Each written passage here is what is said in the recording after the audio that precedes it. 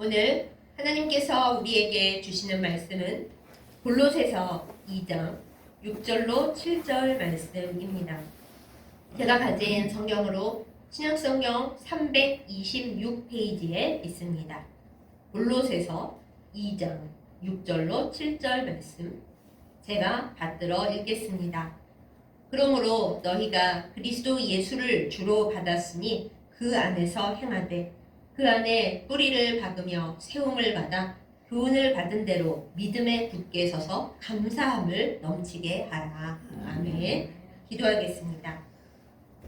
사랑과 은혜가 충만하시며 우리의 뿌리가 되시는 하나님 아버지, 이 시간 우리를 부르사 예배하게 하심을 감사드립니다. 말씀으로 굳건히 서게 하여 주옵소서. 세상에 참 많은 풍파가 있고 우리가 어디로 가야 할지 무엇을 해야 할지 알지 못하는 중에 있습니다. 하나님께서 우리에게 갈 길을 보여주옵시고 우리가 무엇을 믿으며 무엇을 따라 행해야 하는지 이 시간 마음판에 새겨 주옵소서. 예수님의 이름으로 간절히 기도드렸사옵나이다. 아멘. 지난 한 열흘 동안 국제적으로 가장 크게 화제가 되었던 뉴스는 미국의 산불이었습니다. 물론 우리나라에서 대통령을 탄핵하고 또 그 와중에 일어나는 여러 정치적인 문제들이 우리에겐 더 크지만은 그러나 전 인류애적으로 볼 때 산불이 일어나서 수많은 사람들이 집을 잃고 도시가 불탔는데 그것을 끌 수가 없다라는 것은 근본적으로 생존을 위협하는 큰 문제입니다. 그런데 아주 큰 부촌에서 일어난 화재라 몇십억 하는 건물들도 속절없이 무너져 내리고 타는 그 와중에 그 팰리세이드 지역에서 유일하게 타지 않은 채 남아있는 3층 집이 크게 화재가 되었습니다. 여기 화재는 불타는 화재가 아니라 뉴스거리가 되었다라는 화재이죠. 그 집은 3층 집이었는데 건물을 만들고 거기 살고 있는 스타이너라고 하는 사람이 그 집이 왜 불길 속에서도 타지 않고 잘 견딜 수 있었는지 그 이유에 대해서 다음과 같이 설명을 했습니다. 처음부터 이 집을 큰 파도와 산불에도 견딜 수 있게 설계를 하고 만들었습니다. 왜냐하면 이 지역에 워낙 최근에 산불이 크게 일어나고 또 바닷가 지역에 있기 때문에 산불과 또 파도, 더 세게 말하면 쓰나미가 몰려올 때 어떻게 하면 집이 안 무너지게 할 수 있을까? 그것을 깊이 생각을 하고 설계를 했습니다. 먼저는 콘크리트 일종인 스투코라고 하는 아주 강력한 불도 차단하고 또 그 외 여러 가지 위험으로부터 건물을 지킬 수 있는 그 외벽 마감재를 사용을 해서 밖을 튼튼하게 했고 또 불을 막을 수 있는 방화 지붕을 덮어 씌웠습니다. 거기서 끝난 게 아니라 파도를 막아야 되니까 그 바위 안반 15m 깊이까지 철로 된 심을 깊게 박아서 어떤 일이 닥쳐와도 웬간해서는 건물이 무너지지 않게 그렇게 아주 오래 깊이 생각해서 이 건물을 지었습니다. 이렇게 얘기를 했습니다. 그런데 재미있는 것은 그렇게 집을 열심히 생각해서 지은 그 사람 스타이너조차도 산불이 막상 나고 모든 것이 탈 때는 아유, 내 집도 무사하지 못하겠구나 이렇게 생각을 했었다는 거예요. 그래서 집이 다 타버렸을 거라고 생각을 했는데 그 지역 찍은 뉴스 사진을 보다 보니까 자기 집만 멀쩡하게 서 있었던 거죠. 그래서 본인도 굉장히 놀랬다고 합니다. 이렇습니다. 우리가 어떤 것에 기초를 탄탄히 세우고 모든 일에 대비를 할 때 열심히 했어도 그 결과를 장담하기는 어렵지만은 그래도 뿌리를 깊이 박고 털심을 굳게 깊이 박고 그리고 방화 지붕을 튼튼하게 덮어 씌우면은 웬간한 일에는 넘어지지 않는 그런 결과를 얻을 수가 있는 것이죠. 제가 그 뉴스를 보면서 생각을 했습니다. 아무래도 신앙인이고 아무래도 목회자다 보니까 그렇다면 우리의 믿음은 그렇게 어려운 불같은 시험을 만날 때 지켜질 수 있을 만큼 단단할까?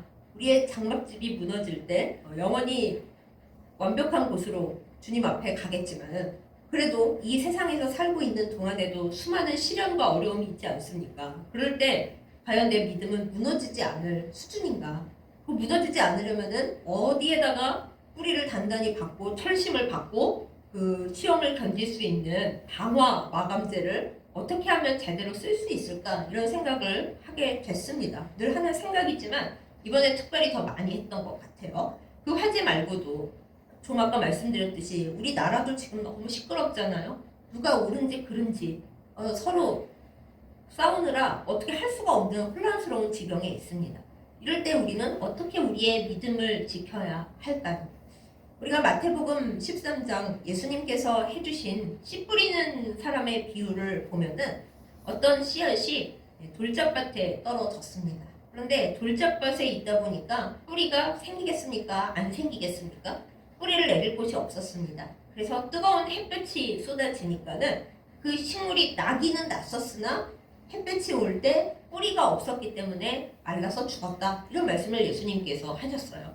그러니까 우리가 새싹을 키울 수 있고 어느 정도 자라게 할 수는 있지만 뿌리가 없으면은 결국엔 쓰러진다라는 것이죠. 우리가 예수님을 믿고 어느 정도 믿음이라는 것을 키워낼 수 있습니다. 그러나 예수님께 굳건히 뿌리를 박지 못하면은 우리는 어려운 시험을 만날 때 넘어질 수밖에 없고 우리의 믿음이 진짠지 가짠지 그거를 그때 알 수가 있게 됩니다. 그러면 여러분, 대체 우리는 어떻게 하면 이 믿음의 뿌리를 온전히 단단히 세울 수가 있겠습니까? 이 세상의 모든 식물의 뿌리는 물을 향해서 뻗어져 나간다고 합니다. 그래서 산꼭대기, 또 사막, 이런 물이 별로 없는 곳에서는 뿌리가 물을 찾아서 아주 깊은 곳까지 멀리 뻗어져 나간다고 해요. 팔레스타인 지역에 있는 종려나무는 어떤 것들은 100m, 200m까지 뿌리를 내린다고 합니다. 왜요? 물을 찾아야 하니까요. 물이 없으면 넘어지기 때문에 시들어서 말라 비틀어져 죽기 때문에 그래서 살아남기 위해 뿌리를 아주 깊이 내리고 물을 향해서 뻗어간다고 합니다. 그래야 삽니다. 그러면 우리 그리스도인들이 믿음의 뿌리를 내릴 때 어디가 우리의 물이고 우리가 우리 뿌리를 자라가게 할 수 있는 그 근원이 되는 곳은 어디입니까? 바로 생수의 근원이신 우리 주 예수 그리스도이십니다. 우리는 우리 마음의 뿌리를 생수의 근원이신 예수 그리스도를 믿는 믿음에 단단히 뿌리를 내리고 거기에를 향해서 뿌리를 박아가야 합니다. 우리가 믿음을 가지고서도 이 세상에서 잘 사는 것 혹은 천국에 가서 상급을 받는 것 그것만 생각한다면 뿌리를 온전히 내리지를 못합니다. 왜요? 때로는 이 세상에서 기도를 열심히 한다고 해서 내가 바라는 것들을 이룰 수가 없기 때문입니다. 천국 소망을 가지고 있지만 천국은 아직 우리 눈에 안 보이기 때문에 때때로 인간인지라 마음이 흔들릴 때가 있습니다. 그러니 우리가 어디에 뿌리를 박아야 하겠습니까? 그런 눈에 보이는 것들, 내가 생각하는 좋은 것들에 뿌리를 박으면 그 믿음은 오래가지 못합니다. 시련이 올 때, 내가 감당할 수 없는 생각들이 올 때 타서 말라 비틀어져서 쓰러지고 없어지게 된 것입니다. 그것은 거짓 믿음이고 설익은 믿음입니다. 우리는 우리 주 예수 그리스도 안에 단단히 믿음의 뿌리를 박고 때로 내 손에 예수님께로부터 오는 복이 안 잡힌다라고 느껴질 때면 더더구나 그럴 때에 예수님을 찾아서 예수님 생수의 근원이신 주님은 지금 어디 계십니까? 하면서 기도하면서 더욱더 감사를 찾으면서 주님 안을 찾아 주님 안으로 더 깊이 마음의 중심을 잡아야 합니다. 그것이 우리가 나아가야 할 바이고 우리의 믿음의 뿌리가 키워져 나갈 방향입니다. 우리나라에 용비어천가라고 하는 유명한 책이 있습니다. 세종대왕이 한글을 처음 만들었을 때 백성들에게 한글을 가르쳐야 하잖아요. 그래서 일단 한문으로 쓴 다음에 그거를 한글로 해석을 다는 방식으로 해서 한문도 있고 한글도 있고 하는 책인데 결론은 자기 집안이 훌륭하다 이런 얘기예요. 조선 왕조를 찬양하는 내용인데 그 중에 우리가 잘 알고 있는 많이 들어본 말이 있습니다. 뿌리 깊은 나무는 바람에 안김일세 꽃 좋고 여름 하나니 말이 그래요. 옛날 말이라 무슨 뜻이냐면 뿌리가 깊은 나무는 바람에 흔들리지 않아서 꽃이 좋고 꽃이 예쁘게 활짝 피고 열매가 많다 이런 뜻이에요. 거기에도 우리가 오늘 말씀에 대입할 수 있는 좋은 구절이 있는 거죠. 뿌리를 깊이 박은 나무가 꽃이 피는 것이고 열매를 많이 맺는다 하는 것입니다. 그러니 우리도 예수 그리스도 안에 깊이 믿음의 뿌리를 박아야지 우리가 아름다운 꽃을 키울 수 있고 그리고 성령의 열매를 맺을 수가 있고 불같은 시험이 오거나 쓰나미 같은 어려운 물결이 우리에게 닥쳐올 때 쓰러지지 않고 오히려 그 어려움으로 인하여 주님께 더 가까이 다가갈 수 있고 믿음이 굳건히 설 수 있게 되는 것입니다. 그렇다면 우리는 이 믿음의 영적 뿌리를 온전히 내리는데 무엇을 어떻게 실천하면 좋을까요? 우선 첫 번째로 우리가 해야 할 일은 이 믿음의 뿌리를 깊이 내리기 위해서는 시간이 많이 걸린다라는 걸 잊지 말고 마음판에 꼭 새겨서 명심해야 한다는 것입니다. 많은 사람들은 급합니다. 특별히 우리나라 사람들은 굉장히 성격이 급해서 뭐 조금만 내 뜻대로 안 되고 빨리빨리 되지 않으면은 그냥 화가 나고 짜증이 나고 너무 기분이 나빠집니다. 이것이 예수님을 믿는 태도에서도 나타납니다. 우리는 예수님을 진득하게 기다리지를 못합니다. 기도를 했으면 자판기처럼 빨리 답이 나와야 되는데 그럴 때도 물론 있죠. 특히 믿음을 가지는 초창기에는 하나님이 그 답을 빨리빨리 해주십니다. 그런데 점점 자라나고 이제 믿음이 성숙해져야 하는 때가 오면은 하나님께서 내가 기도한다고 해서 답을 빨리빨리 내려주시지 않고 좀 더 기다려라, 좀 더 기도해라, 아직 기도의 분량이 차지 않았다, 혹은 내가 지금 너에게 그것을 줄 때가 아니니라 이렇게 답을 해주시거나 혹은 답을 해주셔도 우리가 못 들을 때가 너무 많아요. 그러면 우리는 초조해집니다. 아니 빨리빨리 응답을 해주셔야지 왜 그러면 이제 결국에는 뿌리를 깊이 박을 수가 없는 거죠. 우리가 생각하기에 물가에 있는 나무가 더 잘 자랄 것 같죠. 잘 자라는 거 맞습니다. 그런데 가뭄이 오게 되면은 물가에 있는 나무는 물을 쉽게 얻을 수 있었기 때문에 뿌리를 아주 깊게 박지는 못해서 가뭄 들 때는 시들시들해지고 금방 말라 죽는데요. 오히려 가뭄이 올 때 더 오래오래 견디고 살아남는 나무는 저 산 꼭대기에 있어서 물이 없거나 혹은 우리 소나무 봤죠? 바위에 올라가 있어서 물을 대체 어디서 찾는 거지 싶은 그런 나무들이 오래오래 버팁니다. 왜냐하면 뿌리를 깊이 내리기 위해서 힘들게 오랜 시간을 견디면서 인내했기 때문이에요.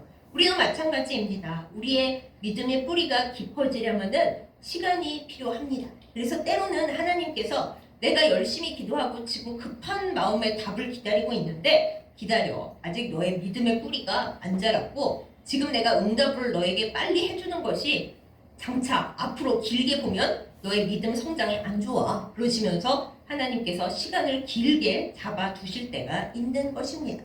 그러므로 사랑하는 여러분, 영적인 뿌리를 내리기 위해서 때로 하나님이 우리를 기다리게 하시고 시간을 길게 주시고 우리에게 인내하라고 하실 때에 물론 우리가 인간적으로 씁쓸하고 낙담될 수도 있고 힘이 들죠. 그렇지만 그게 다가 아니기 때문에 하나님 앞에 하나님 지금 믿음의 뿌리가 깊게 내리도록 시간을 저에게 주고 계시는군요. 제가 믿음의 뿌리를 깊이 내리는 이 시간 동안 초조해하지 않고 낙심하지 않고 하나님 앞에서 여유를 가지면서 깊이 뿌리를 박는 그런 사람 되게 해주십시오. 이렇게 기도하면서 시간을 들여서 주님과 함께 나아가는 우리들이 되어야 하겠습니다. 그것을 견딜 수 있는 하나님과 함께하는 그 시간의 좋은 것, 기도로, 사랑으로, 말씀으로 주님과 더불어 우리의 믿음의 뿌리가 성장해 가고 깊이 뿌리를 박고 주님과 함께한 시간이 결코 헛된 것이 아니라 정말 좋은 것임을 믿고 따라가는 우리이기를 예수님의 이름으로 축복합니다. 다음으로 우리가 믿음의 뿌리를 깊게 내리는 그 영적인 훈련에서 중요한 것은 뿌리가 사실은 넓게 퍼져야 한다라는 것이에요. 그냥 뿌리가 깊이 길기만 하면은 별 의미가 없다고 합니다. 왜냐하면 물을 찾는 것도 그렇지만은 뿌리가 넓게 퍼져야 영양분도 같이 빨아들일 수가 있고 그리고 이제 뭐 산사태가 나거나 토양이 흘러내리거나 할 때 나무 뿌리가 넓게 펴져서 꽉 붙잡고 있어야 나무도 안 쓰러지고 산사태가 나지도 않겠죠. 산이 흘러내려가지 않게 흙이 흘러내려가지 않게 넓게 퍼진 나무가 꽉 잡고 있잖아요. 그게 우리는 나무를 심어서 산사태만 방지한다라고 생각하는데 나무도 균형을 잡고 쓰러지지 않기 위해서는 뿌리가 깊기도 깊지만 넓게 면적을 넓히면서 퍼져 나가야 한다고 그렇게 학자들이 얘기를 합니다. 물론 나무를 잘 아시는 분들은 학자 아니라도 당연히 알고 계시겠죠. 마찬가지로 우리가 믿음의 뿌리를 영적으로 넓게 펼치기 위해서는 하나님에 대한 우리의 생각이 요만해서는 안 됩니다. 많은 경우 우리가 한번 기도의 응답을 받고 나면은 하나님이 다음에도 똑같은 사람, 똑같은 방법으로 역사해 주실 거라고 좁게만 생각을 합니다. 그런데 하나님은 절대 그렇게 안 하시거든요. 왜냐하면 그렇게 되면 우리 스스로가 하나님이 되잖아요. 아, 이번에 하나님이 이 사람 시켜서 또 이런 방식으로 나에게 역사해 주시겠지? 그럼 기도 안 합니다. 하더라도 적게 합니다. 그리고 나 이제 방법 다 알아? 그러면서 자기가 하나님이 되는 거죠. 근데 하나님은 우상을 싫어하시잖아요. 하나님이 우상을 싫어하실 뿐만 아니라 우상을 따라가면 우리가 망하게 되어 있습니다. 하나님께서 그것을 참아 보시지 않기 때문에 우리에게 하나님의 방법과 하나님께서 쓰시는 사람과 또 하나님이 일하시는 때를, 그 기도의 응답이 완성되는 때를 우리에게 알려주시지 않고 너희는 뿌리를 넓게 펼치라고 그렇게 말씀을 하십니다. 하나님이 어떻게 일하실지, 언제 일하실지, 누구를 시켜서 그 일을 완성시키실지 우리는 모르는 거예요. 하나님께서 알려주시지 않습니다. 지난번에 그렇게 하셨다고요? 아, 그러면은 거의 열의 9은 이번에는 그렇게 안 하실 확률이 더 큽니다. 우리는 그것만 알면 됩니다. 아, 하나님이 지난번에 이렇게 하셨는데 이번에는 이렇게 안 하실 확률이 더 크다. 그것만 알면 돼요. 그러니까 기도하는 거죠. 똑같은 방법으로 안 하실 테니까 지난번에 그 사람이 도와줬다고 이번에 또 도와준다는 보장? 주님 안에서 없습니다. 아, 하나님 지난번에 그 사람이 도와줬는데 이번엔 안 도와주다니 너무 섭섭합니다. 그럼 하나님이 그러실 거예요. 네가 나를 의지하지 않고 그 사람을 의지하기 때문에 내가 이번에는 방향과 루트를 바꿨다? 그러실 거라고요. 그러므로 우리가 뿌리를 넓게 펼치기 위해서는 하나님의 방식에 대해서 늘 열려 있어야 합니다. 또한 우리 믿음의 생각도 마찬가지입니다. 이것만 옳고 내 것만 옳고 기도는 그렇게 하는 것이 아니고 뭐 믿음의 대처 방법은 그런 게 아니야. 우리 경험에서는 맞는 말이지만 다른 사람은 또 하나님께서 다르게 역사하실 수 있어요. 하나님은 영이신 하나님이시기 때문에 각 사람이 처해 있는 환경이나 또 문화적 배경이나 뭐 여튼 주변의 환경도 다 신경 쓰면서 역사를 하십니다. 나무가 뿌리를 내릴 때 그렇잖아요. 나무의 주변 환경에 따라 뿌리 내리는 방식이 다릅니다. 시냇가에 있는 나무는 시냇가에 적합하게, 산 꼭대기에 돌 무더기 속에 있는 나무는 또 그에 적합하게 환경에 따라서 각각 다른 방식으로 뿌리를 뻗어 나갑니다. 그래야 삽니다. 마찬가지로 우리 믿음의 뿌리가 넓게 퍼져나가게 하기 위해서 하나님께서는 각 사람의 환경에 따라서 역사를 하시고 또 우리의 환경도 계속 바꾸시는 거죠. 네가 그거 한 가지에 그 환경에 내가 이렇게 역사한다는 것만 알고 있어서는 큰 사람이 될 수 없다. 결코 믿음에 풍성한 사람이 될 수가 없다. 남의 입장도 이해하지 못한다. 이렇게 말씀을 하시는 거예요. 많은 분들이 저에게 이런 얘기를 하십니다. 너는 장애도 있고 운전도 못하고 또 서울에서 학교만 다녔는데 시골 교회에서 지금 무엇을 하고 있는 것이냐. 네가 농사일을 할 줄을 알기를 하냐. 또 뭐 운전도 못하는데 어떻게 길을 다니려고 그러냐. 라고 안타까워 하십니다. 저도 오랫동안 그렇게 생각을 했는데 최근에 깨닫게 된 것. 제가 학교에서 공부만 하는 사람이었으니까 시골 교회의 사정을 어떻게 알 수가 있겠어요. 그리고 시골 교회에 여자 사역자로 살아간다라는 의미를 머리로는 제가 안다 해도 경험해보지 않으면 전혀 모를 거예요. 나중에 어떤 모임이든 뭐 어떤 장소에 가서든 왜 시골 교회가 교인 몇 명 있지도 않은데 계속 유지되어야 하는지 그 이유에 대해서 옛날에는 설명을 못했어도 저 이제 굉장히 아주 그야말로 하나님의 뜻대로 설명할 수가 있습니다. 왜냐하면 직접 경험을 했고 직접 울었고 직접 고민을 해봤기 때문에 그런 거죠. 근데 저의 예는 그렇지만 뭐 저만 그렇겠어요. 여러분과 이 세상의 모든 그리스도인들에게 하나님은 믿음의 뿌리를 넓게 펼쳐서 더 많은 상황을 지탱할 수 있고 또 자기 자신도 크고 작은 문제에 쉽게 쓰러져 버리지 않고 어떤 환경 속에서든지 믿음을 지키면서 몸의 균형을 맞추고 지탱할 수 있도록 그렇게 우리를 여러 환경으로 보내신다라는 것입니다. 여러 방식으로 역사하신다라는 것입니다. 그러면 우리는 믿음의 뿌리를 넓게 펼쳐가기 위해서 내 방식만 옳고 하나님이 나에게 이런저런 방식으로만 역사해 주세요 하는 그 기도를 멈추어야 합니다. 하나님께서 하나님의 방식으로 하나님의 때에 하나님이 원하시는 사람들을 통하여 하나님의 일을 이루어 주십시오. 이렇게 기도하는 것과 동시에 제 마음과 생각과 믿음이 주님이 주시는 모든 상황과 모든 환경에 아주 여유롭게 열려있게 하여 주옵소서. 이 기도도 해야 합니다. 그래야 낙심도 덜하고요. 그리고 하나님이 내가 생각하지 않은 방향으로 역사하실 때도 받아들이기가 쉬워요. 아, 하나님이 이렇게 역사하실 수도 있구나. 아, 내가 기도를 이렇게 못한 게 내가 몰라서 못했구나. 내가 모르니까 하나님께서 더 좋은 방법을 주시는 거구나. 이렇게 항상 사람이 열려 있어야 됩니다. 안 그러면 하나님께 내가 이렇게 해달라고 했는데 하나님이 나 사랑하신다면서 내 말도 안 들어주고 내가 기도했다 하면 하나님은 다 안 돼. 노! 이러기만 하시고 하나님과 내 관계가 이것밖에 안 되나 너무 실망스럽다. 이런 말만 계속 나오게 되는 거예요. 오늘 믿음의 뿌리를 받고 감사함을 넘치게 하라고 말씀에 써 있는데 넓게 펼치고 하나님의 방식에 대해 넓게 알아야 감사가 되는 거지. 내 방법만 옳고 내 뿌리 요만한 구역에서 이렇게만 잘하면 감사를 못하게 됩니다. 그러므로 우리는 하나님의 방식에 대해서, 하나님의 시간에 대해서, 하나님이 사용하시는 사람들이 누구인가에 대해서 내가 정하지 말고 하나님께 맡기고 기도할 수 있기를 예수님의 이름으로 축복합니다. 하나님은 온 우주의 주인이십니다. 그러므로 내가 모르는 많은 것들을 이용하시고 그걸 통해서 역사하시는 분이십니다. 그리고 우리도 그게 좋잖아요. 내가 방법 2개만 아는 것보다 하나님은 200억을 알고 계신데 그 중에 하나 가져오시는 게 훨씬 아름답고 섬세하고 더 좋은 방법입니다. 그렇기 때문에 우리의 믿음의 뿌리를 넓게 펼쳐서 더 많은 지역을 커버하고 더 풍성한 은혜를 받고 그리고 우리 자신이 어떤 환경 속에서도 넘어지지 않고 든든하게 균형을 맞춰 서 있을 수 있도록 하나님의 놀라운 다양한 방식의 믿음이 열려있기를 예수님의 이름으로 축복합니다. 아멘. 또한 믿음의 뿌리를 영적으로 온전히 내리기 위해서는 잔뿌리라는 것을 우리가 잘 만들어야 합니다. 뿌리를 자세히 들여다보십시오. 뿌리 털처럼 이렇게 잔잔하게 쪼만쪼만한 것들이 나와 있다는 것을 아실 수 있을 겁니다.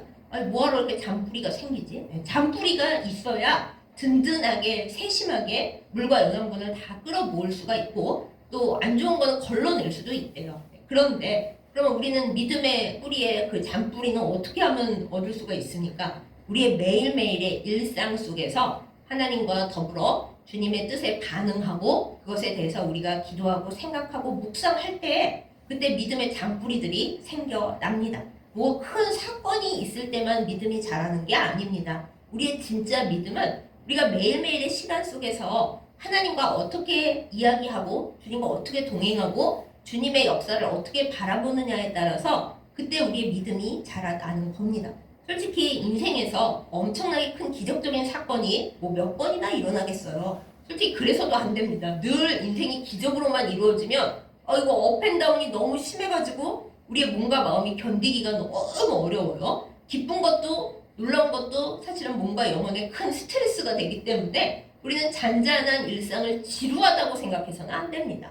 하나님은 우리의 생활을 만들어 가시는 분이고 생활 속에 함께 하심을 통해서 그 작고 작은 일들이 얼마나 하나님이 나를 사랑하신다는 증거인지 그거를 보여주시고 또 우리가 그걸 알기를 원하십니다.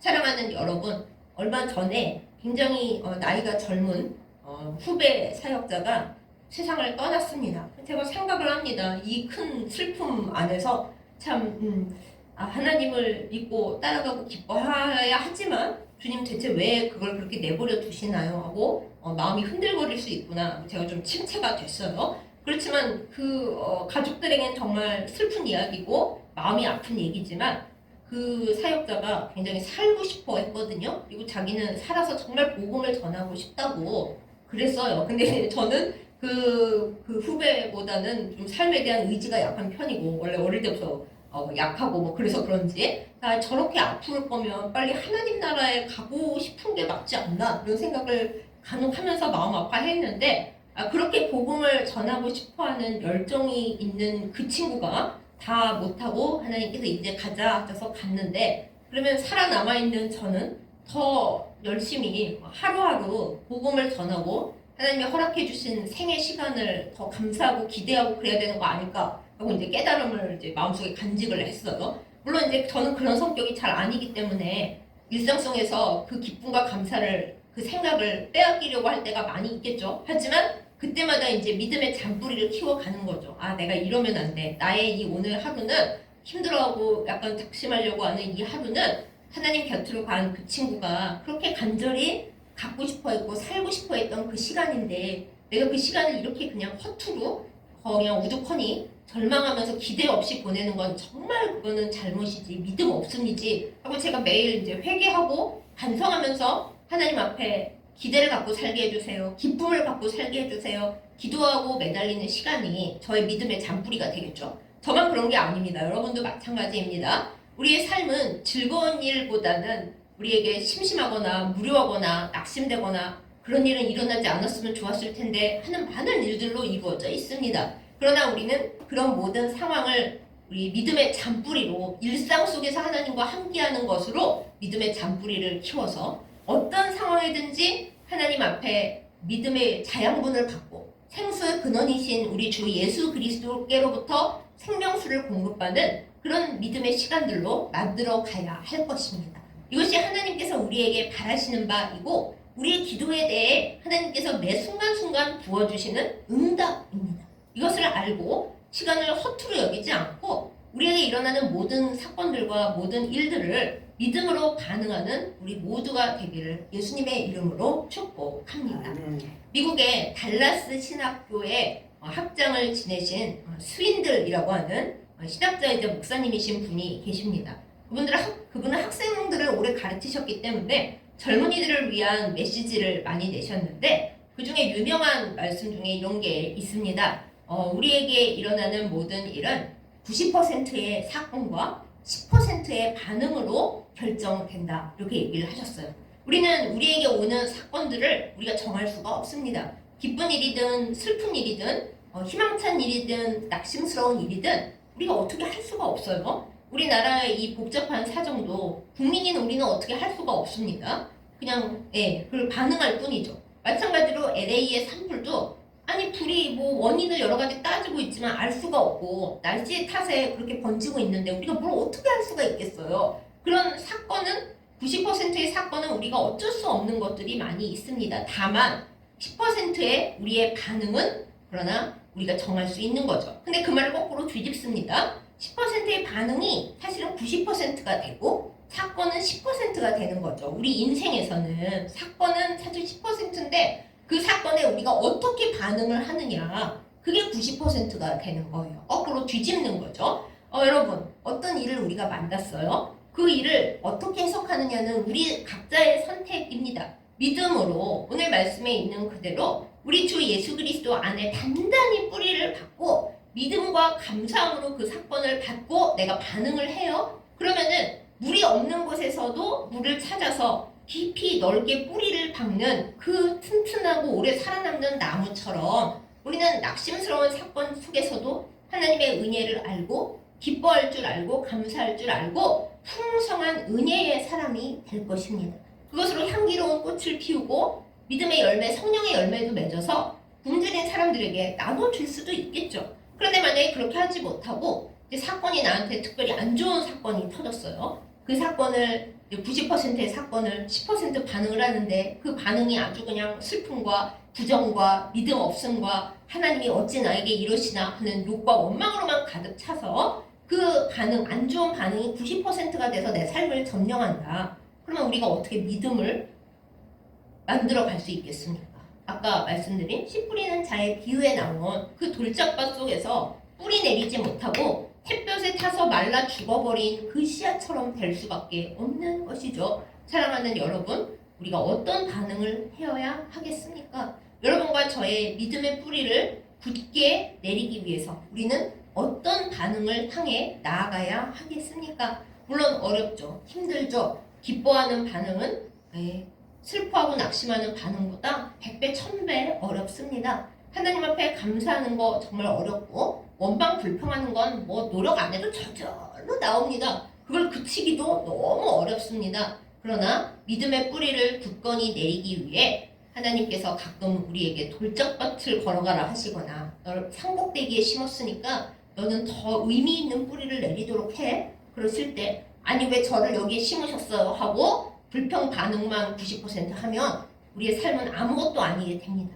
오히려 낙심되고 패배한 삶밖에 마귀나 좋아하는 삶밖에 되지 않을 것입니다. 그러나 하나님께서 나는 너를 믿고 너의 가능성을 믿고 이 물 없는 척박한 산 꼭대기에 너를 세웠지만 너와 함께 있겠다. 네가 어디로 뿌리를 뻗어 내려가려고 몸부림치든 나는 너와 함께 있고 생수의 근원인 내 아들 예수 그리스도를 너에게 반드시 만나게 할 거다. 그래서 예수님과 내가 딱 이렇게 마주치는 서로 터치가 되는 순간에 우리의 믿음의 뿌리는 놀랍게 성장을 하고 세상 어디에도 볼 수 없는 아름다운 성령의 나무를 만들어낼 수 있을 것입니다.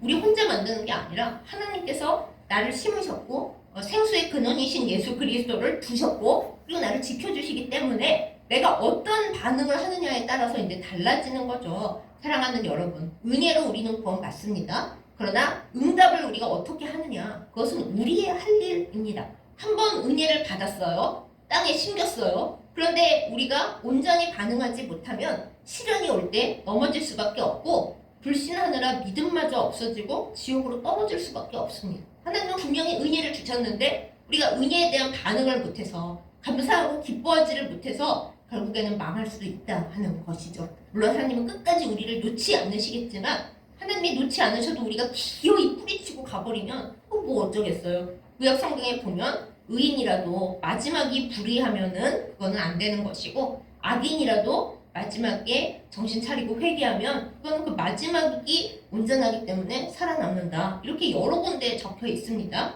신약은 좀 의미가 달라지죠. 우리가 우리 주 예수 그리스도의 은혜에 마지막에라도 반응을 하면 끝까지 받아들이고 주님을 믿으면 우리는 살 것이고 한때 예수님을 믿고 성령 충만했었을지라도 마지막에 예수님을 모른다고 그러고 나는 믿음이 없어졌어. 그러면 그거 어떻게 되겠어요? 사랑하는 여러분, 해피엔딩이어야 하지 않겠습니까? 드라마를 보더라도 1, 2회가 너무 재밌었는데 마지막에는 별로다. 그럼 아무도 그 드라마 기억 안 해요. 앞부분은 너무 어려웠고 이거 뭐야 싶은데 마지막 장면이 훌륭하면 모두 다 그걸 명작이라고 기억합니다. 사랑하는 여러분, 우리의 삶이 하나님의 은혜로 말미암아 믿음의 뿌리를 온전히 우리가 내리는 반응으로 말미암아 명작 해피엔딩이 되기를 예수님의 이름으로 축복합니다. 우리의 삶 속에 사건은 늘 다가옵니다.